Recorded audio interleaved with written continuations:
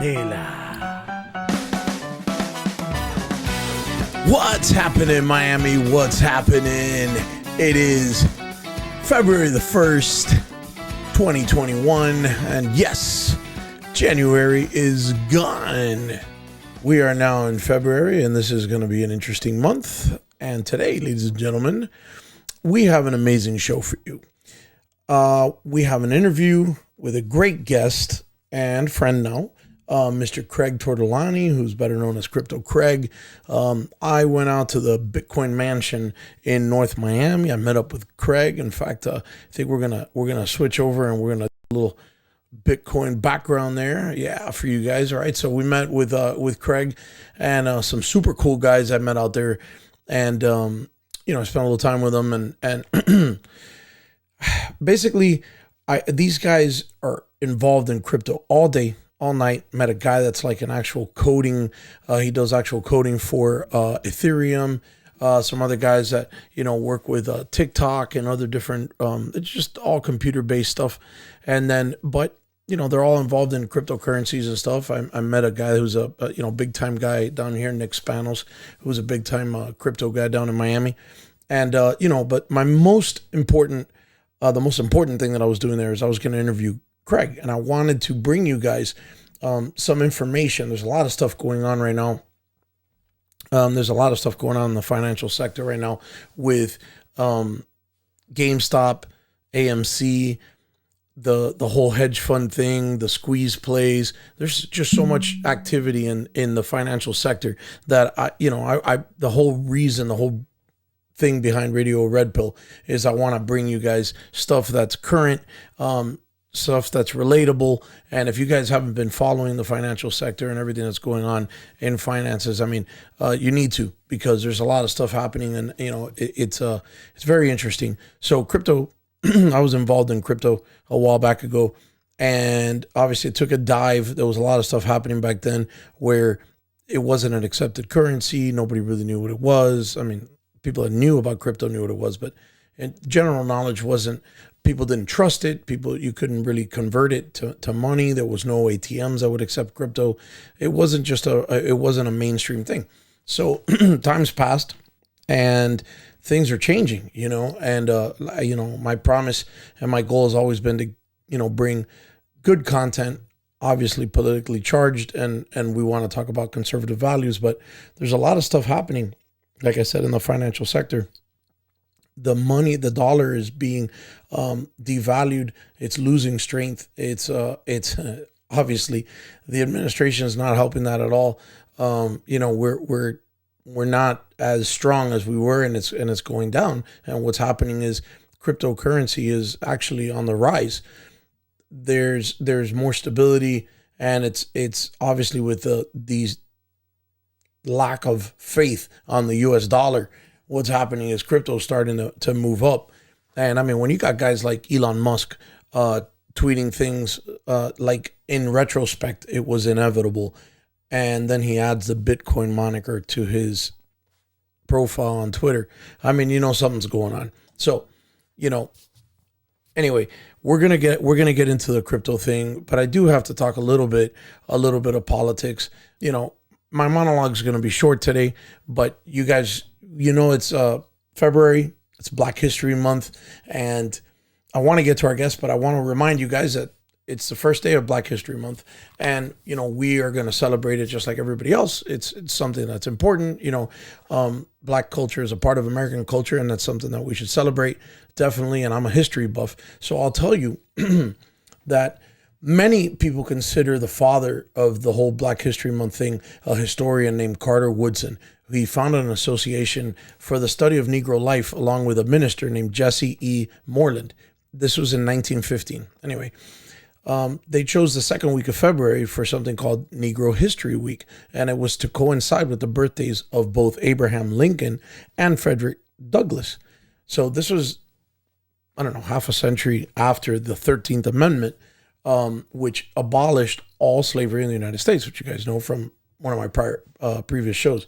But it's interesting for me to note that the 13th Amendment was actually spearheaded by a guy named Abraham Lincoln, who was a Republican. And then Black History Month, which was a century later, was then recognized officially by another Republican in 1976, a guy named Gerald Ford. So, I just find it interesting how throughout the history of the United States, all the greatest victories for the Black community have been with Republicans in office. And we know today, for example, from blackdemographics.com, that only 6% of Blacks are Republicans. It's just amazing to me. I mean, you would think that with all the verifiable and undoubtable information that's out there in the history of how the Democratic Party has taken advantage of the Black community for years, it would be the exact opposite, right? Like you would think that Blacks would gravitate towards a Republican Party that has always been on the side of equality and justice and all people, just like I always say, all lives matter, Black lives matter, because Blacks are part of all, like we're all human.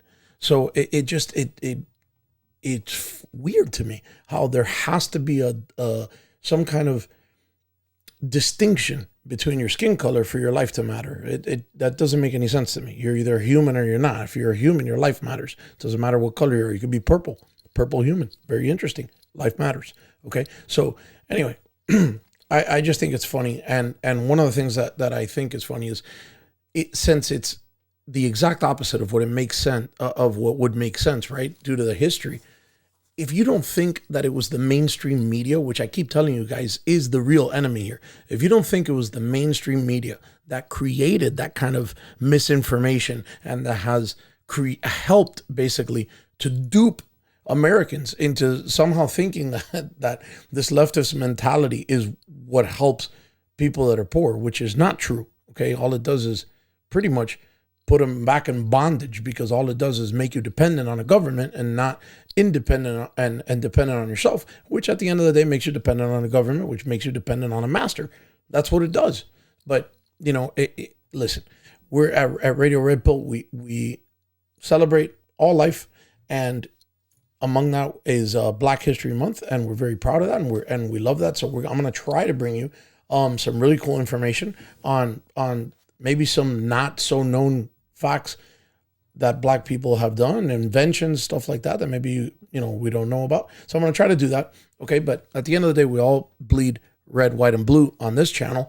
And, we're all equal. So listen, going back to the whole way that they vote Democratic, to me, being a Cuban and being a minority, right? It's the same thing as the Cubans that vote for the policies, or even Bernie Sanders. Like if a Cuban votes for Bernie Sanders after escaping, maybe they didn't go through what I went through, but what my parents went through, because I didn't have to escape anything. My parents were here, but I've heard all the stories and I know all about my grandparents and everything, and all the people that were in jail and all the things that they went through. My uncle leaving on a boat, and my dad living as an orphan for years away from his family. Like all those things happened in my family. So to vote for somebody that agrees with Sanders's policies is just asinine to me. I don't understand it. And just to reiterate that, this guy's Mr. Biden, President Biden, has been in office for less than 2 weeks. In those 2 weeks, 42 executive orders. 42 at this point. He's at 42 executive orders that he's signed. I mean, ladies and gentlemen, that is incredible. And then, what makes it even more incredible is that he went on TV and he made fun of Donald Trump, or actually was being smug and sarcastic, saying, hey, yeah, he's ruling by executive order. Well, I think we live in a democracy. So if we live in a democracy, you wouldn't rule by executive order. You would only do that in a dictatorship. But I like to believe we live in a democracy. Really, Joe? So what happened to the democracy now? Huh? What happened to all the before you were elected? Listen, I'm not gonna cancel fracking. Boom. No more fracking permits. That's it. Done. All the things that this guy said before the election, and that I was warning people about, and that everybody was like, oh, come on, don't be. Yes. Look, there's already some bill to convert Washington, D.C. to a state. Like everything, I'm telling you, all the stuff, it's all coming. And when you're paying $5 for gas and you can't take a plane trip because yes, planes use fuel. Like don't come calling me because I told you that it was gonna have it. Think about it. In 8 days, guys signed more executive orders than 15 presidents. Okay, like it's crazy. The damage that he's doing to the country, I don't think we're going to be able to get out of it. It's going to be crazy. And what's really happening, in my opinion, is Nancy Pelosi's back there drafting. She's back there drafting these things, right? And then she's just putting them all in order. And then she comes and she puts them on his desk, and he has to sign them. Why does he have to sign them? Because he was losing in the primaries. The guy, he's the most popular president in the United States, right? The most popular president in history. Go look at the White House Twitter feed. Go look at the White House YouTube. They've had to stop comments because. No, first of all the comments were negative. Second of all, there was only like 10,000 comments, whereas before there were thousands and thousands. Nobody wants to talk to this guy. But he got 80 million votes. Okay. All right. Yes. I know. He did. So, anyway, look, in my opinion, they cut a deal with the guy. And, right now Pelosi's running everything. And they cut a deal with him and said, listen, Joe, you're about to, you got one foot in the grave and the other one on a banana peel. So you don't got much time left. I'm going to make you president. But if I make you president, you got to do my bidding. You just got to sign whatever the hell I give you. So I'm just going to put a bunch of things in front of you. You sign them and don't worry about it because it doesn't matter. You're not going to be around to see it anyway because you're already old, right? Don't worry about it. And Kamala, she's going to take care of it afterwards. So they made this deal. They cut a deal. He cut a deal with the devil. He's the 46th president. It's going to come out in the record or in the history books. And that's it. And that's what he's doing, And eventually, I mean, listen, I hope you're enjoying the 3 masks and your anal swabs there, Cheech. Good job on that vote. But anyway, the one good thing that's happening in all of this, if there is any good thing, is we're going to go right back to Bitcoin. Okay. The one good thing that's happening, this is boom. Bitcoin is starting to rise. And if you get in and it's a currency of the future, you may be able to cash out, or better yet, coin out in the future and make a little money due to all this, because there's always a bright side. You just got to find it. So my opinion, crypto is the future. Crypto is where everything's going. It took a long time for me to wrap my brain around it because it's, decentralized. It's really, you don't see it. You know what I mean? It's not like a dollar. At least you know what cash is. You go to the bank, you deposit cash, and it's supposed to be there, even though it's really not there. But crypto is not like that. Crypto is like this elusive thing that nobody knows what the hell it is. And well, I'm going to try to clarify that for you. So I do appreciate it. Look, before we get to the interview, I want to tell you guys, I need you to smash the subscribe button. I need you to smash the like button. I need you to support the cause. It's not easy. It takes a lot of effort. It takes a lot of work. I love bringing you guys content, but I need your help, man. I need your help. Subscribe. And let's create this movement and keep it going. We're getting good traction. I love you guys. Just keep it going. Subscribe, pass it on, send it to your friends. Go by the website every once in a while. Pick up a mug, pick up a hat. Well, if you want something, email me, rolly@radioredpill.com.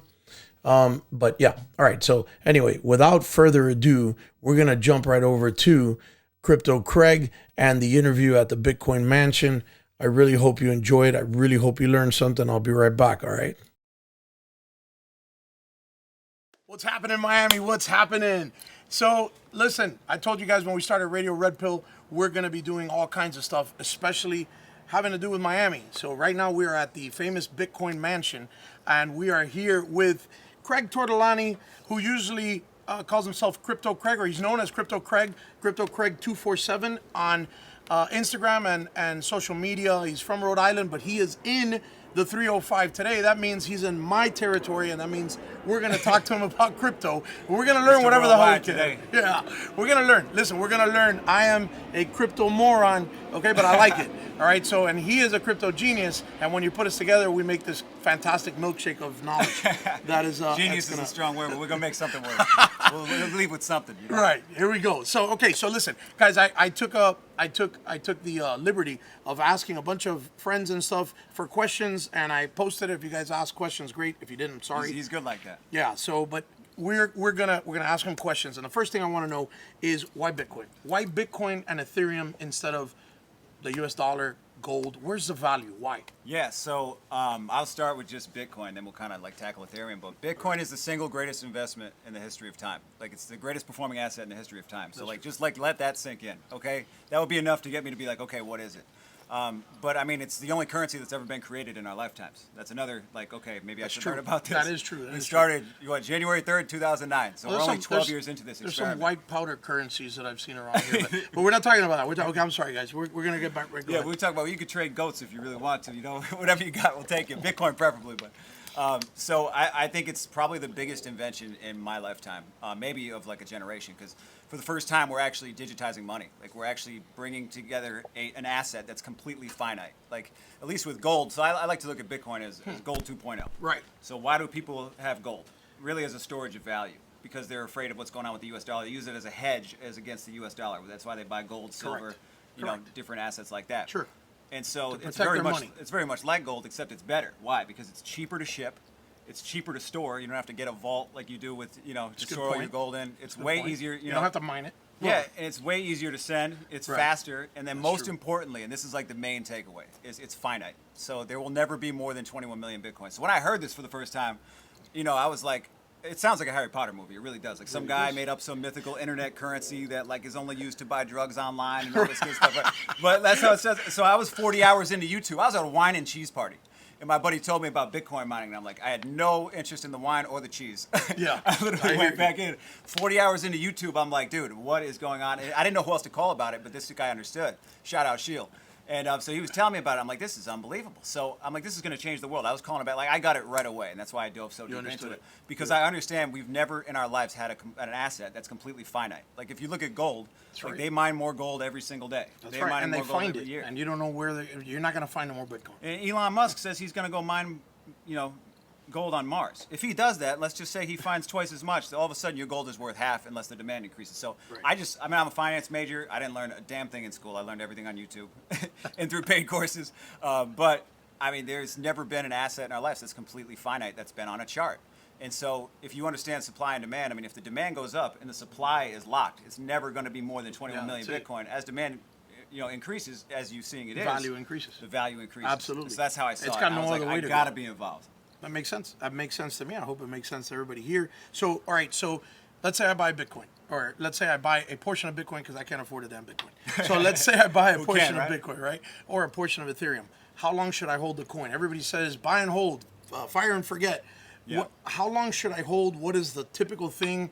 And well, first answer that I'm gonna. There's a second part to that question, but go ahead. How long should I hold a coin? So that's a good question. But I like to first of all say I'm not a financial advisor. I am not your financial. Please talk to whoever you need to about investing. Every investment is inherently volatile. I'm not responsible you are at risk. for anything you do with your money. I've been hacked. It doesn't mean the network's been hacked, but it means I left my bank vault open. So there's some stuff to learn, and you will have to learn it eventually. So you might as well learn it today. But so I would say that I'm a trader, right? So. And I believe in Bitcoin so much, I'm trying to trade to go get more Bitcoin. So I have 3 capital buckets. So I'm not telling you guys what to do. This is just how I do it. I have 3 capital buckets, is what I call it. So I have my long-term holding, which I would never touch. I would never sell unless we hit maybe $1 million a coin. Which I believe that will happen in my lifetime. Yeah. So that's like one bucket. I'm trying to feed that bucket because I believe in it so much. Mm-hmm. And then the second bucket is my swing trading. So like for example, I bought some at $4,000. Right. And then I sold a little bit at 20. I sold a little bit at 30. I sold a little bit at 40 and bought back at 30. So that's where I'm swing trading to gain a little bit more Bitcoin. But I might have made 4 trades in that account last year. Right. So that's my like long-term swing trading. I might hold on to that for a year, 2 years. Okay. And then I have my day trading stuff. And that is a casino. 99% of day traders lose money in cryptocurrency. If someone's telling you otherwise, they're either lying to you or they just don't know what's going on and they think they're up, but they're probably down in dollar value. So beware of who you listen to. But no, there's a ton of money to be made. And if you're a real trader, you don't care if things are going up or down. You just care about volatility. You want it going up and down. You want movement. It's like a stock, kind of. There's volatility. So. You go pre-market. You find what's happening pre-market. You see what stocks are moving that day, and then you jump in the market. And it doesn't matter if it's going up or down. You're either short or you figure out what's going to happen. You find the volatile stocks and you move. Same thing works. Same in crypto. Yeah. So pretty much. So I have my 3 accounts. So I have like my long-term stuff. I don't want to touch. I have my midterm stuff that if it skyrocketed to $100,000 today, would I sell a little bit? Absolutely. I take some profits, only to buy it back cheaper. And then I have my day trading stuff, which is, that's me just trying to build my Bitcoin position. So that's how I do it. If you're just getting started, look at yourself as an investor and maybe a trader, right? So if it goes up 100% in a day, should you sell a bit? Probably, yeah. Right. But also look at yourself as an investor as well. And if you're investing, I don't care. I tell people this all the time. I don't care if it's $10 a week. If Bitcoin might look expensive to you. I don't care if it's $10 a day. I don't care if it's $10 a year. Have some kind of plan to acquire at least one Bitcoin, because I think your future family will thank you. I think you're right. So the second part of this question, it kind of goes in there. It's the hypothetical of digital currency versus something tangible, and we've talked about this off camera. That I'm a person. I'm a person that we're gonna get him over the tangibility. Do it today. I love to hold a gold coin. I love to hold cash. Like, I like to see the money, but everything is going. I'm a dinosaur at this point. Everything is going towards something that's digital. So, what would be the hypothetical if Bitcoin replaces cash as a world currency, and what is the probability versus possibility? That's what we were talking about. So you picked that up. Of course, bro. I'm a smart guy. This guy's good. Smart guy. Yeah. So I always look at things especially as a trader mentality. Like, what is the possibility of this happening, and then what's the probability of this happening? Is it possible that Bitcoin becomes the world reserve currency? 100%. Yes, it's possible. Is it probable? I'd say maybe 20 to 30%. It has a legitimate chance of beating the U.S. dollar. Like, think about it. If you're Russia trading with Saudi Arabia for oil, why would you use the petrodollar? Why would you use the U.S. dollar? Why? Because we're the world reserve currency. But why do they do that? Because we've controlled things for so long. But because we're losing power, and because of the complete incompetence of the U.S. government, and because they have their money just printing out of the wazoo, that's not good. And people are starting to lose faith in that system. So where do they go to? What are you going to use? Why wouldn't they use their own currency to trade? So Bitcoin actually has a legit chance of being that. And That's so a great point. I tell people, if you go to another country, or you go to Mexico, you got to get pesos to play in that game. Correct. If you want to go to the internet, you should get some Bitcoin, because that's the currency of the internet. That's true. That's true too. And more people are accepting it. And I also think of it like this: like, people are like, "Oh, it's not tangible. I can't touch it. Like, I can touch dollars." I'm like, you understand that only 1% of dollars actually exists, like in print form or a coin form? 99% are just ones and zeros in a computer in your bank. I know, but I still think of Tony Montana and the I'm still thinking. I'm from Miami. We're Miami. I like to see the cash, and it's kind of hard to go to Tootsie's and go, "Hey, here's some Bitcoin, baby. Here we go." You can't make it rain Bitcoin. You can't make, but you can buy tokens. Maybe I've mistakenly tried. Yeah. It costs you a lot more. Rained a little too hard that day. It costs them a lot more than you wanted to. All right, so fine. All right, so that's that. So then, leading into the next thing is, why crypto over gold and silver? I mean, is it good to diversify in stocks? I come from a stock background. I like stocks and bonds, and I like options. And I know you diversify your portfolio. You don't put all your money in Apple, even though Apple's kicking ass right now. No way. You want to diversify. I like to buy gold. I like to buy silver. I like to buy something tangible. So should you diversify, in your opinion? I know everybody's going to make their own decision. Yeah. But, do you think it would be worth it? Do you think that it will have an effect on gold or silver if it does, let's say, become the world currency? What do you think will happen with those markets? Yeah, that's a good question. So I think that all the markets in that asset are going to go up.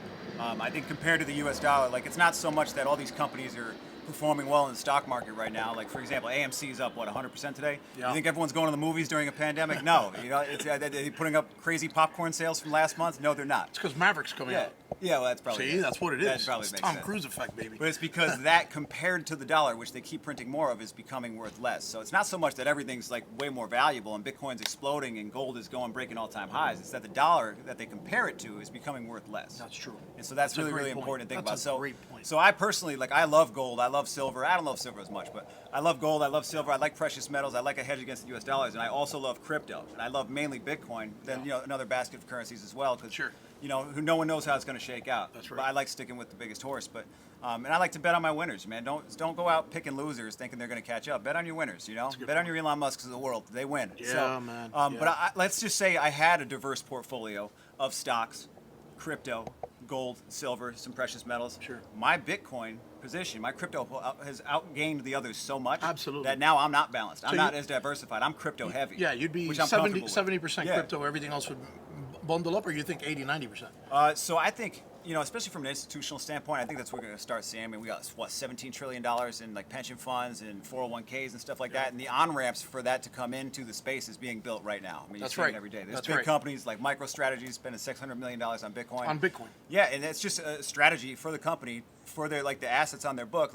We think it's smart to take 1% of our cash Right. and to buy some Bitcoin because we're seeing the trends, we see what's going on. So And Bitcoin's going to be the coin that accepts that because only Bitcoin can absorb that kind of a hit. No other coin there's not can enough absorb a liquidity. 600 million. Right, there isn't. there's not enough liquidity, and liquidity just means enough money in it. Right Well, now, Bitcoin is at like 5% of the market cap of gold.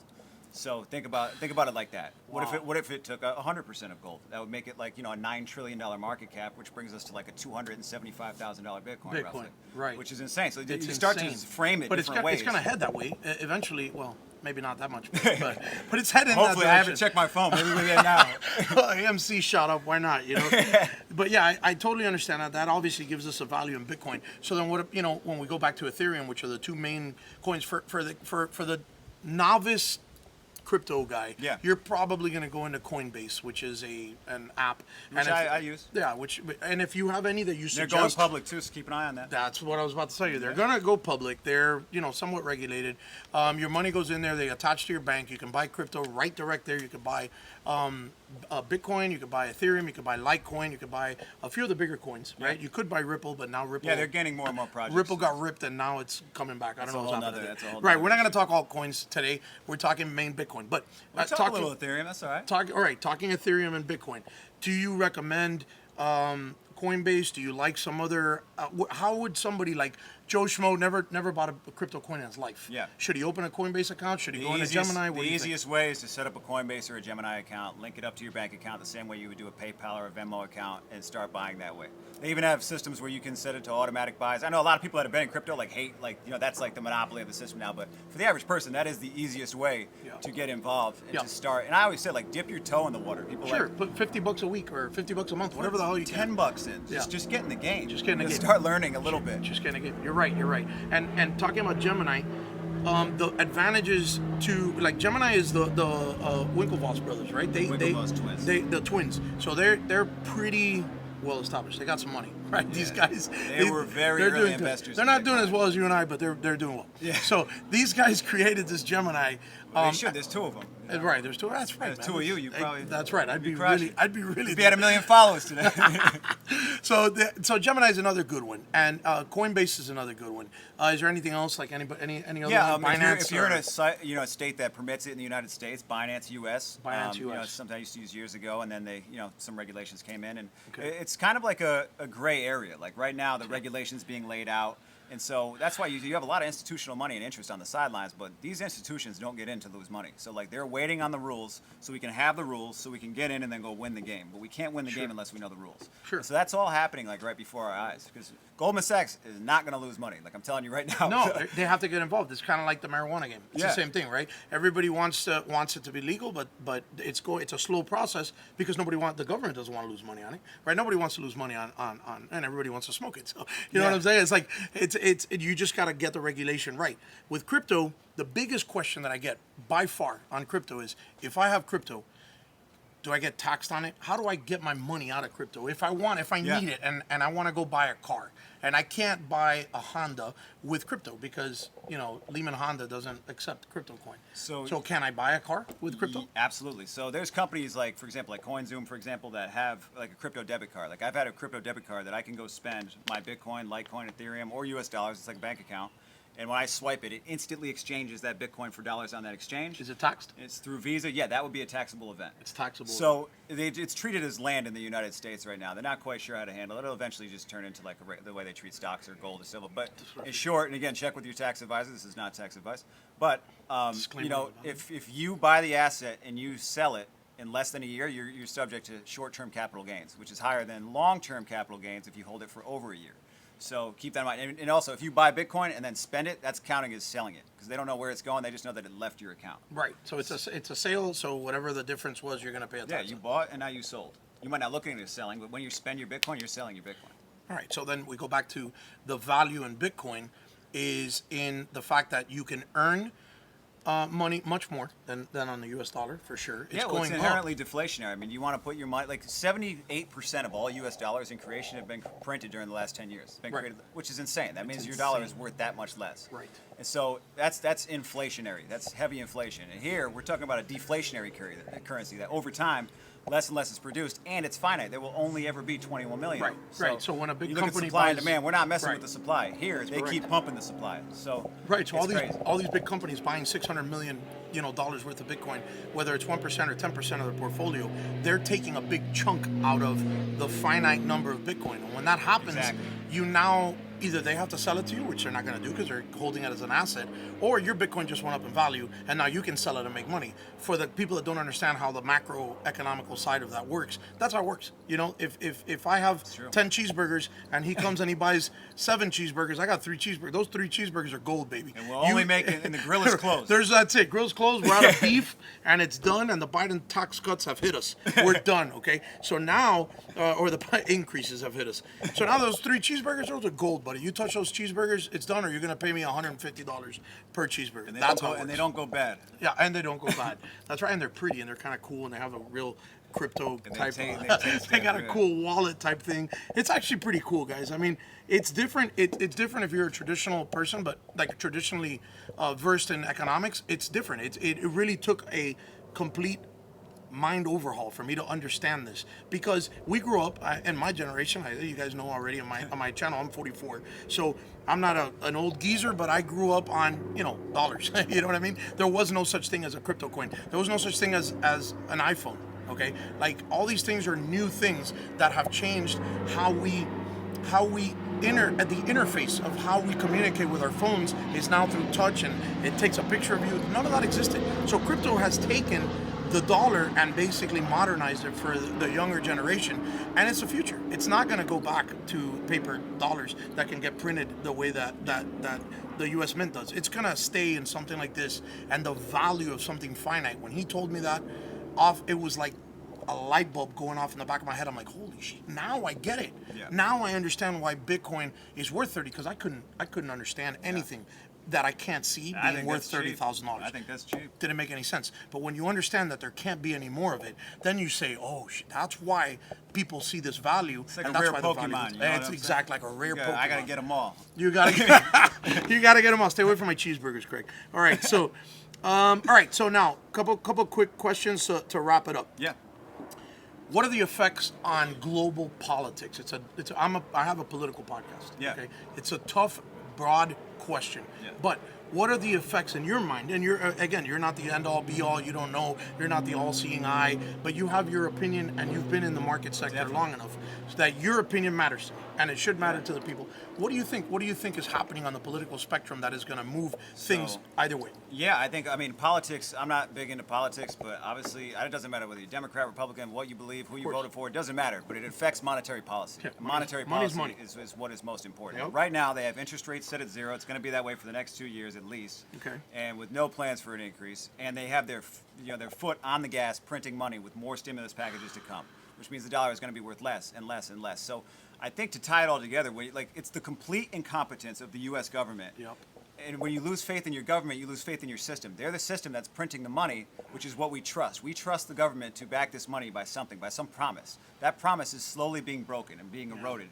And because of that, people are looking to something like an alternative, which would just traditionally gold or silver, but now we have a whole different asset class. It's an asset. And so that's how I think politics totally affects it, Well, I especially think- as the rest of the world loses faith in the United States. Guys, this dollar. is huge. What he's talking about is huge. It's not, again, I hate it when people say conspiracy theories, okay? We don't deal in conspiracy theories on Radio Red Pill. At least I don't. But I do deal I in... love a good conspiracy theory. Right. I deal in critical thinking, right? So anything that is critical of anyone is I guess a conspiracy, and if it's a theory because it hasn't been proven, then it's a fucking conspiracy theory, okay? But I don't deal with conspiracy theories. But I will tell you one thing: what he just said, if you think about it, why are the Chinese spending 3 or 4 times the amount of money buying land in Middle America right now? Why?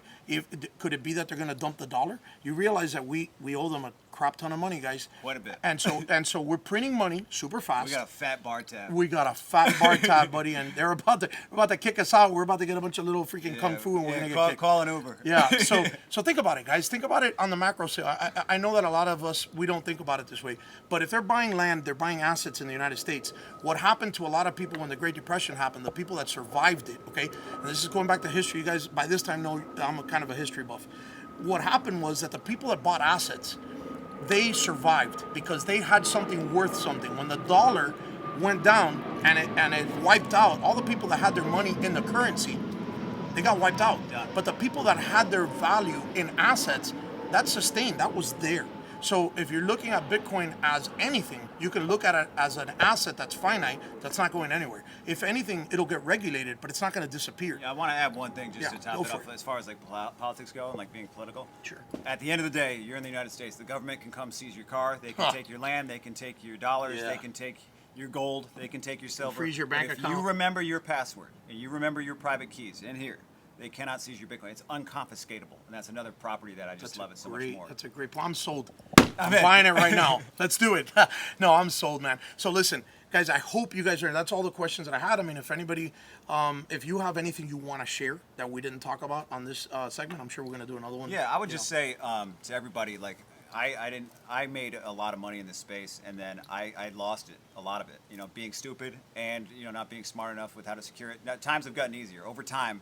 The internet was hard to use early on, and then it got easier and easier and easier. This will get easier, but the opportunity is when it's not that easy. That's right. And that's when you need to learn. And I also think that trading, like people aren't going back to their jobs at work. I'm sorry, a lot of these jobs aren't coming back. Technology is wiping out a ton of different industries. Yep. Things are changing so fast that to have trading as a skill, I believe, is so incredibly important. Even if you're just a swing trader, maybe you make 2 trades a year, but putting your money in a traditional like S&P and letting it grow at 4% a year to 10% a year, that's going to change because they're printing so much money that even if that percentage goes up, the amount that they're printing is faster, so your dollars are worth less. So you have to find some way to beat that number. You have to find some way to beat the system. That's going to be your new broke, is just leaving it in the stock market and letting it go. Yeah. That's going to be the new broke. So having a skill where you can double up, triple up, quadruple up, make 50%, make Absolutely. 15%, whatever, just to beat Generate that. wealth. You got to beat that average. Yeah. And so learning how to trade has been one of the greatest things that's ever happened to me. Yeah. I've become obsessed with it, and it really is. I love it. I'm stepping away to work on a couple other projects now, which is really to just go fund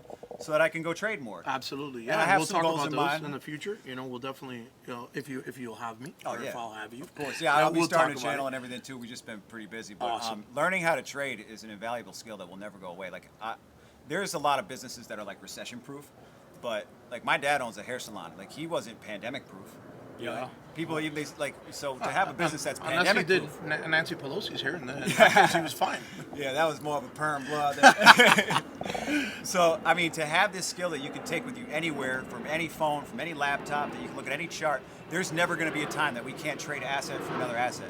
And so to learn that, to learn the psychology behind it, to learn how to profit off that from anywhere, at any time, I think is one of the most valuable skills you ever have, even if it takes you 20 years to learn. Yep, that's a great point. So That's a great point. don't sleep on trading. Don't sleep on trading. Learn to generate wealth. You're not going to become wealthy on a paycheck. You're going to sustain yourself on a paycheck. You can become wealthy. Learning to trade and making your money work for you.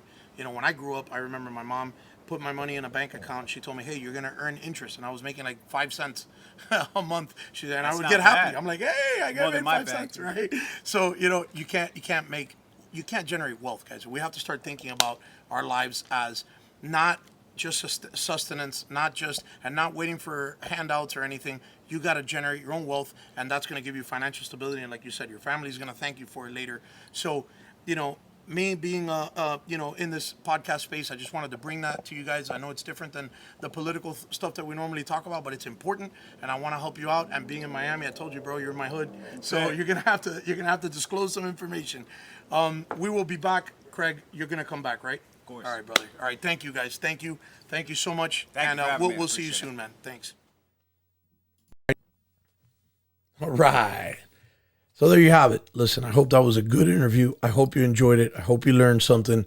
Craig's a great guy. You can follow him at CryptoCraig 247. You can follow him.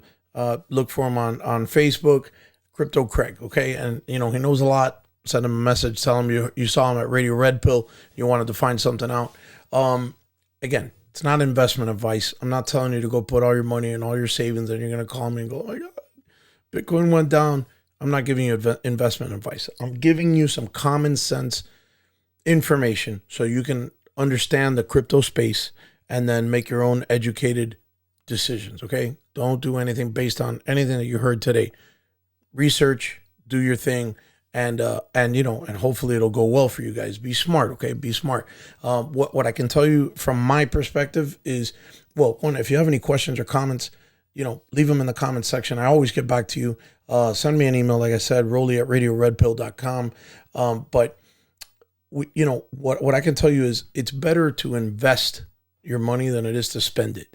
So some people, like, for example, if you buy a Rolex, okay, you're spending it, but you're also investing it, because if you buy a Rolex, it's still a Rolex. It holds its value. You can sell it again if you need to. So it's kind of an investment. That's a good expense.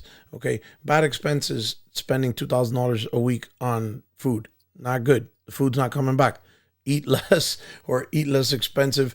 Take the extra money, put a little bit into Bitcoin, put a little bit into some investment, whatever you like, if you like stocks or whatever. But invest it, because little by little it grows. And 2 or 3 years from now, they'll go like this, and you'll have some money there that you didn't know you were going to have. And hopefully you won't need to spend it on any emergency. But if you do, you'll have the money there. Don't depend on the government to save your ass. Okay. Do what you can to make your money and be smart with it. And so, listen, we have a really cool episode coming up. It's with former Congressman Dennis Ross. He's a businessman, a patriot. He's going to come on. It's our first high level interview with a high level political figure, and he's been on BillO'Reilly.com. He's a great guy. I've spoken with him a couple times already. He's gonna come on hopefully in the next episode, maybe one after that. But keep a lookout for that. Stay tuned. You guys that are out there keeping the streets safe, you know that I always pull for you guys. Make sure that you stay safe. I don't want anybody to get hurt. We're gonna be back soon. I will probably drop next week, but I hope you learned something today. I hope you enjoyed the show. I know it wasn't too long, but it was informative, guys. I love you. Stay strong, stay safe, and we'll see you guys next week. Candela.